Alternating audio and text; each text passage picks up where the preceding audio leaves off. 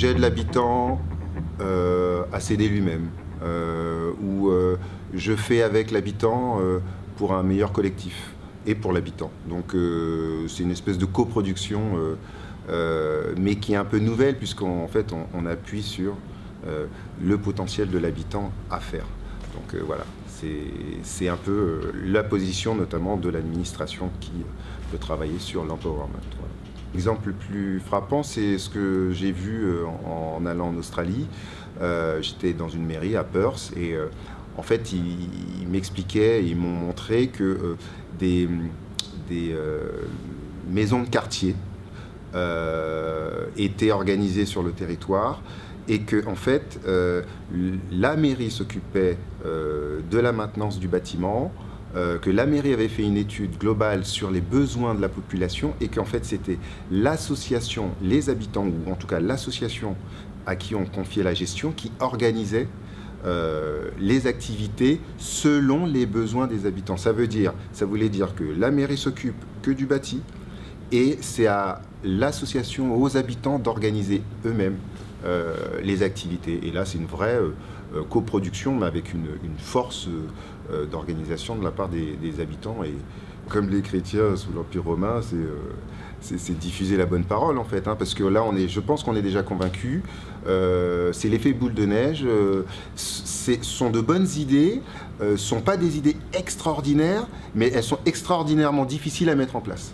Et ça, il faut être en fait, on cherche des relais pour diffuser dans les structures, parce que tout le monde est d'accord pour faire participer les habitants, ça c'est sûr.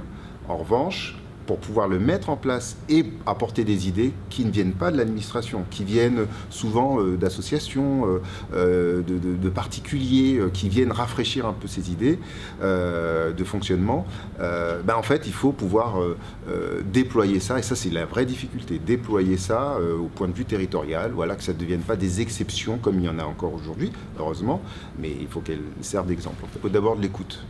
Le b.a.-ba, c'est de l'écoute. Vous pouvez poser des questions aux habitants. N'importe quel habitant, vous lui demandez c'est quand la dernière fois que votre maire ou vos services municipaux vous ont demandé votre opinion.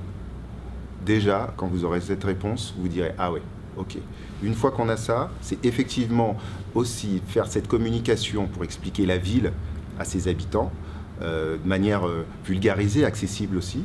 Et puis organiser ce réseau on va dire de référents, de participation citoyenne, mais de toute nature. Il n'y a pas que les comités de quartier, il y a les assos, etc. Et travailler sur ce réseau-là et les mélanger.